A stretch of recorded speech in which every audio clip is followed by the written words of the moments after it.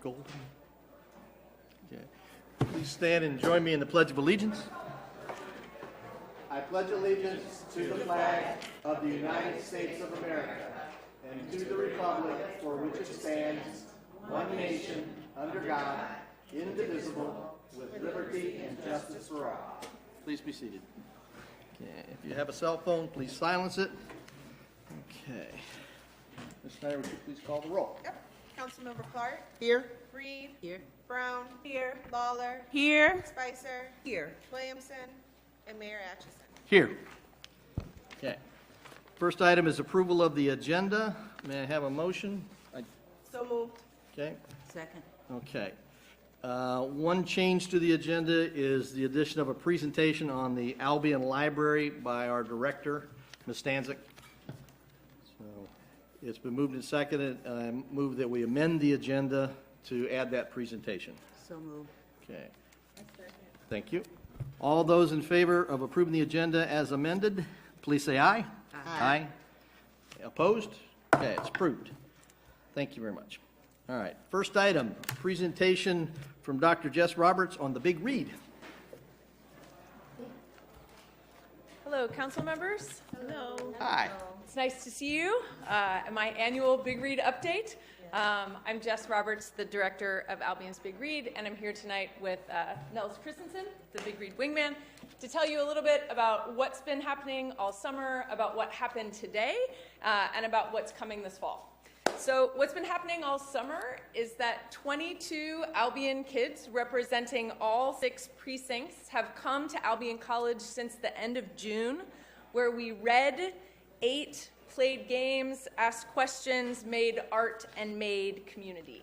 So with me, with Nels, with Lynette Gumbleton, and with 6 Albion College student volunteers, including 2 Build Albion Fellows, Demetrius Robinson and Akaya Ridley, these 26 students from Albion showed all kinds of courage, creativity, thoughtfulness, curiosity, and love.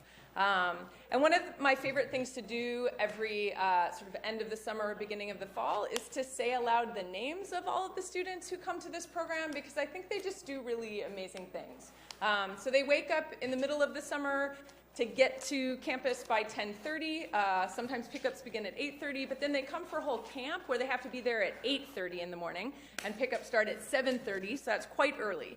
So all of the students whose names I'm about to read got up early in the morning throughout the summer in order to give themselves to our community.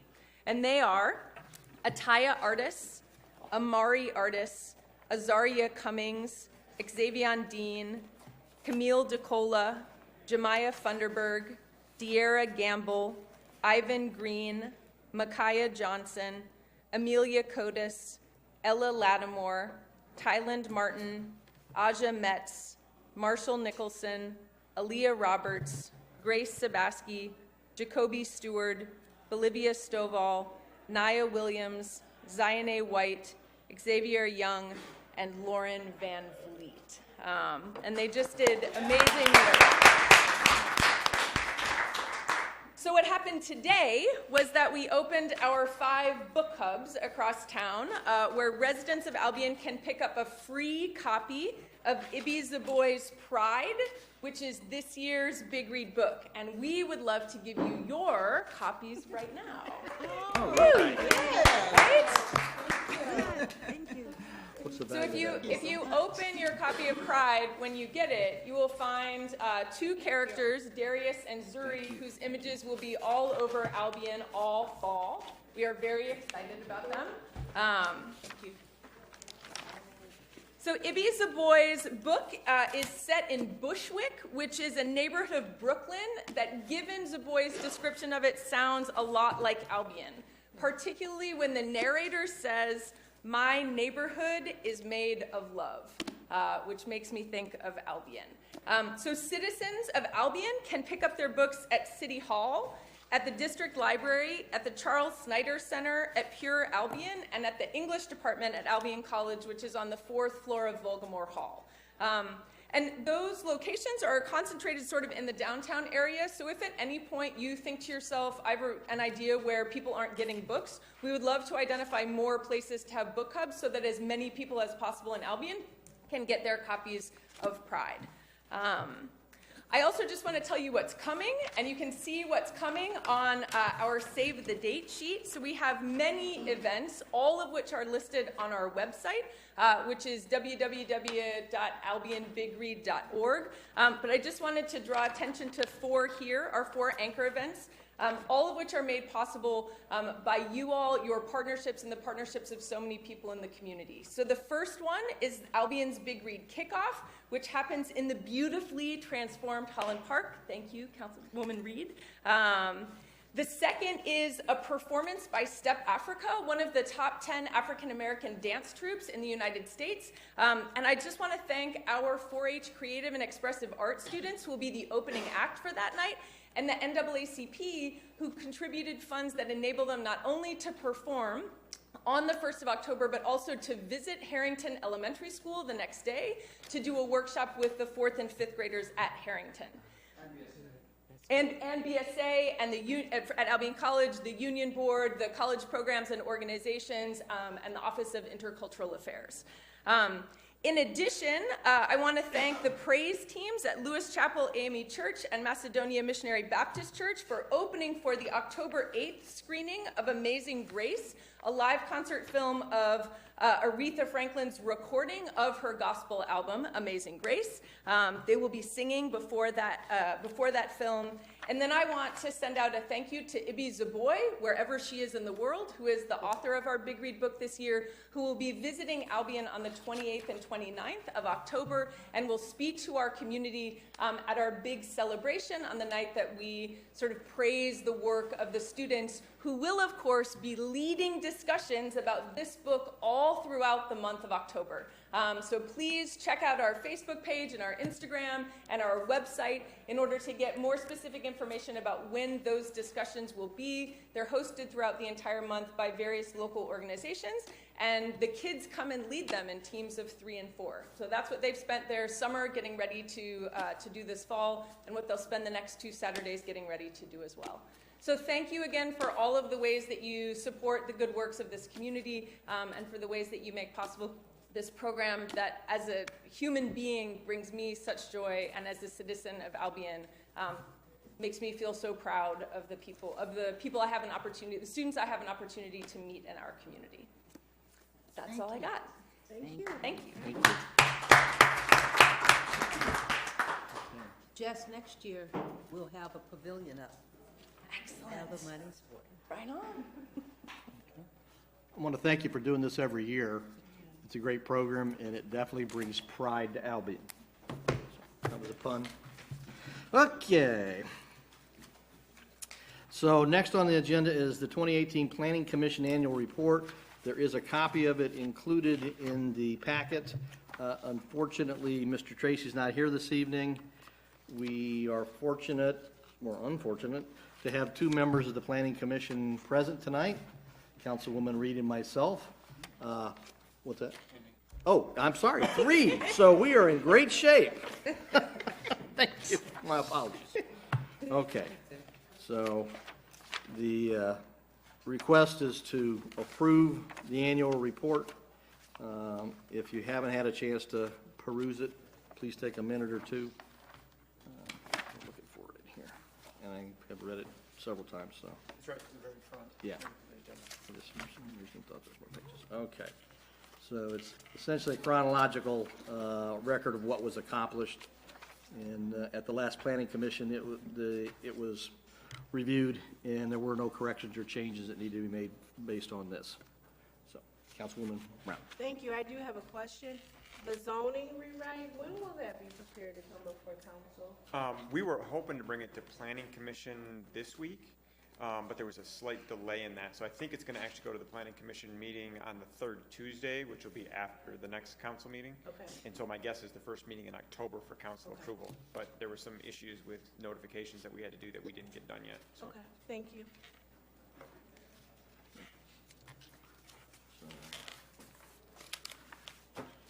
Okay. Any other questions by council? All right. So we have no public hearing this evening. Public comments, if there are public comments? The library. Oh, geez, thank you. My apologies. Thank you, Councilwoman Brown. I really appreciate it. Okay, Ms. Stanzik, Director Stanzik. Hello, everyone. Hi. So I want to be very respectful of your time, so I'm going to try and make this as quick and painless as possible. The library has a lot going on in September. You wouldn't necessarily know it from the Facebook page in terms of events that are coming up, but September is a big month for us because September is Library Card Sign-Up Month. This is the month where we actively reach out into the community, encouraging people who are within our service area to come and sign up for a library card, and also for people who currently have a card to come and renew their cards. Your cards do expire every year. It gives us an opportunity just to make sure that your contact information, your address, your phone number, your email, and that is up to date, because those, especially emails and phone numbers, do change quite quickly. It is a fairly painless process. Signing up for a library card can take maybe 10 minutes. And you get to walk away with a brand new library card that features our Centennial Library on the front, full-size card and a keychain, keychain one, whichever matches your lifestyle easier. And then also, for those who are renewing your card, it takes about 5 minutes. We just ask that you bring your photo ID and either with your current address on it or a proof of address, because we do need to show that you live within the service area. And to clarify, that is the city of Albion in its entirety, Albion Township in its entirety, and 93% of Sheridan Township, the Sheridan Township residents that are within the Marshall Public School District. All of you are supporting the library with millage funds. So it behooves you to come and just make use of it. You're already supporting the library, you might as well make sure that you're getting full use of the library. We also have reciprocity with Jackson District Library, so any resident of Jackson County can get a library card with us because that agreement is in place. Any staff or student at Albion College can get a card. Anybody who lives in Homer can also get a card because we have reciprocity in place. So all of that's on the little detail. We include our hours up here, including our updated hours. We now open at 9 a.m. Monday through Thursday and at 10 a.m. on Saturday, so we have 7 hours on Saturdays. September is also a big month for us because this is our centennial year. The library was dedicated in 1919, and so we've already had one centennial event. We have some efforts going on at the library, but we also, the Sunday of Festival Weekend, that's what this is, this little sort of bookmark-themed, historic kind of avant-garde, I guess, or whatever themed thing. So we are having a all board and all staff reunion. So the Sunday of Festival Weekend, we are encouraging anybody who has ever served on a library board, on our library board, or who has ever been employed by the library to come and enjoy, have some refreshments, share stories. I'm sure that we will get some interesting stories from former staff and board members, but to celebrate the 100 years and looking forward to a new 100 years. The other big thing that happens during September is our festival book sale. So the Friday of Festival Weekend, this book sale is not actually a program of the library. It's a program of the Friends of the Albion District Library and the Albion branch of the American Association of University Women. So for those who who may be unfamiliar with the Friends sort of setup, Friends to the library are like a PTA or a sports booster is to the school. Because we levy a millage, we cannot fundraise for ourselves. They are our fundraising and advocacy arm. So they do the big book sale, they raise funds, and then they donate back to the library, supporting things like our summer reading program, like the new bench that's out front, like the new display cases that we have in the library, those type of things. That is what the Friends do for us. So they are hosting this giant book sale, which will have tens of thousands of books, filling the Naomi Lane room, starting the Friday of Festival Weekend. If you are a member of either organization or would like to become a member of either organization, you can get in at 4 o'clock. But the sale opens to the public at 5:30. And after that, it will be all day Saturday. Everything is $1 for the hardcovers and 50 cents for the paperbacks. Starting the next Monday, though, through the following Saturday, it's $1 a bag or box. I don't care if you bring in a refrigerator box and want to take it for $1. I will happily let you take it if you can get it out the door yourself. But no, seriously, we want these books to go to a home that will appreciate them. Anything that remains beyond that will be recycled. But during that week, where it's $1 a bag or box, both groups are very in favor. Any teacher who is stocking their classroom library, just let us know, and those boxes or bags are yours with our blessings. Otherwise, for Library Card Sign-Up Month, we have some special imprinted centennial commemorative bags that should due to the shipping issues down south from Hurricane Dorian, should arrive this Thursday. But beyond that, if you sign up or renew your card this month, you'll get a free Centennial imprinted bag. So a lot going on at the library, and I encourage you to follow the library's Facebook page for all of our events. Is there any questions for me? Yes. Councilwoman Brown. Thank you. So I know back when the millage was being renewed, there was some consideration of Sunday hours. You decided not to. So the reconsideration, so at that time, we did open. We were open for Sunday hours for, I believe, that hit for a full year. And at that point, we realized people were just not using it. I had staff upstairs in the children's room. I had a couple of staff downstairs staffing the front desk, and my staff were basically being paid to clean for the most part. So we reached out and we realized that Sunday hours were not meeting the need in the community, but what people did want was, we always had people waiting at the door when we opened, and we had people just trying to get in on Saturdays. So my board actually opted, after looking at the usage, to extend hours. We shifted the 4 hours of Sunday and started opening an hour early at 9 a.m. Monday through Thursday. So that's your 4 hours. But we realized we couldn't lose those weekend hours. So they actually extended hours by another 3 hours on Saturday. We now, instead of 1 to 5, we're open from 10 to 5. And we've heard nothing but good response from it. Thank you. Anyone else? Thank you. Thank you for your time.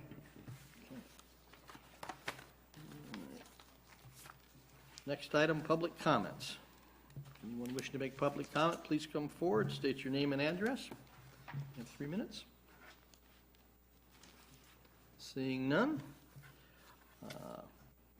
Closed session. The city attorney requests a closed session under the Opens Meeting Act to consider material exempt from discussion or disclosure by state or federal statute. May I have a motion? So moved. Support? Support. Okay. Any discussion? Okay. All those in favor? Oh, thank you. Jeez. Call the roll. Councilmember Clark? Here. Reed? Yes. Brown? Yes. Lawler? Yes. Spicer? Yes. And Mayor Atchison. Yes. Okay, we're adjourned. Okay.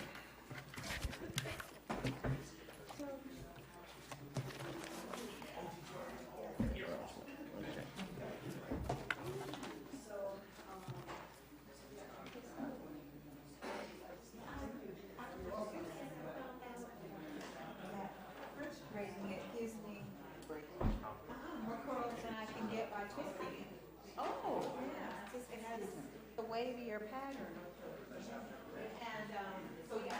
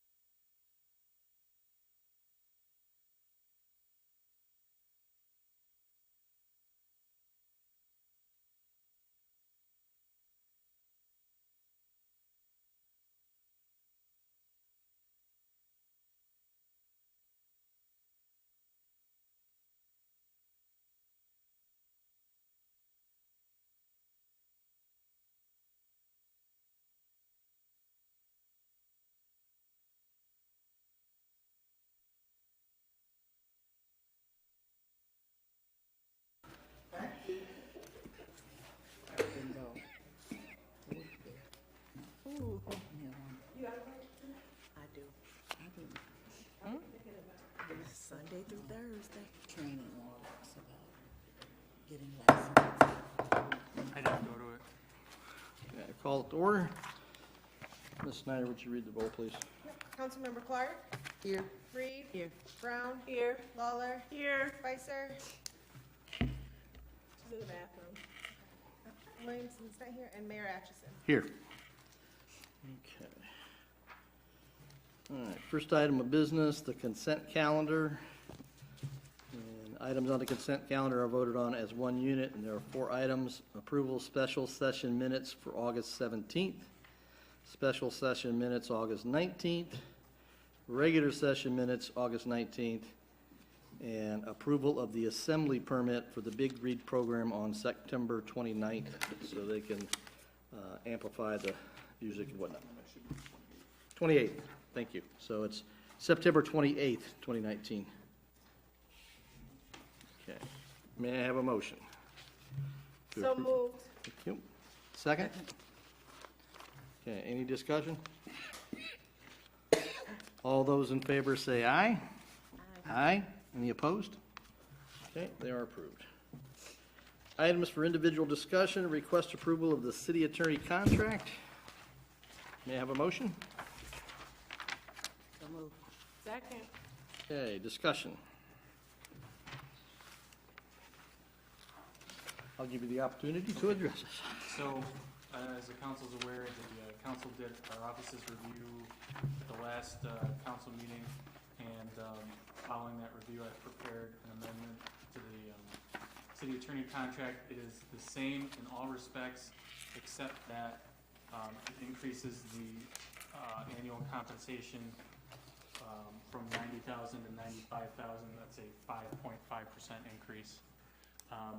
I have also modified it such that the effective date is not until January 1, 2020, so that it won't affect this year's budget, so the city manager can adjust next year's budget accordingly. Any questions from council? Councilwoman Brown. Thank you. Not a question, just thank you to Attorney Harkness and his law firm for the services you provide to the city. You are always answering the phone for me, especially on weekends. And it's appreciated. It does not go unnoticed. My pleasure. Thank you. Okay. Would you please read the roll? Councilmember Reed. Yes. Brown. Yes. Lawler. Yes. Spicer. Yes. Clark. Yes. And Mayor Atchison. Yes. Okay. Any opposed? Nope. There we go. All right.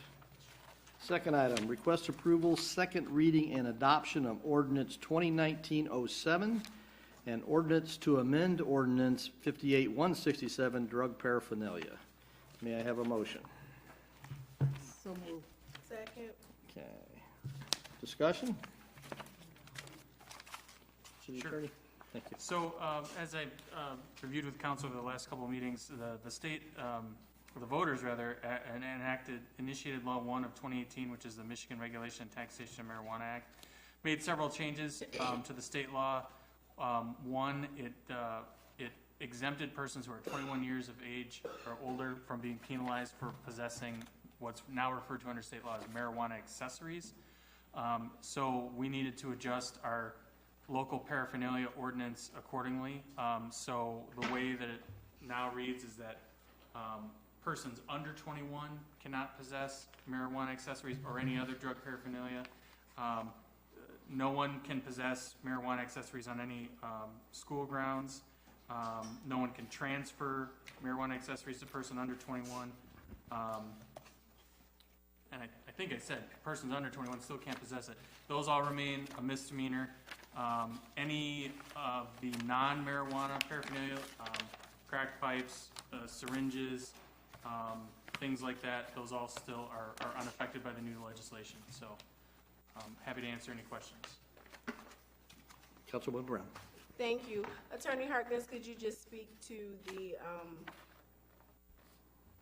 the punishment for violation? Sure. The penalty for violation is it's a misdemeanor up to 90 days in jail, up to a $500 fine.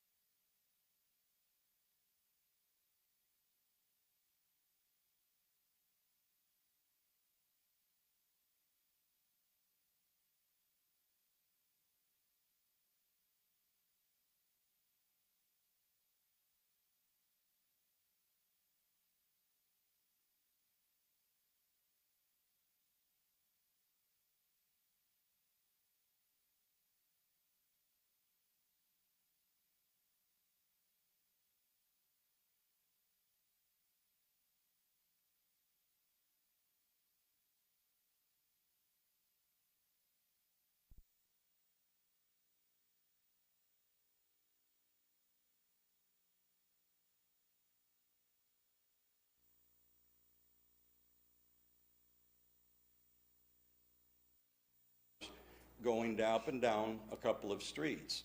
With Rusty's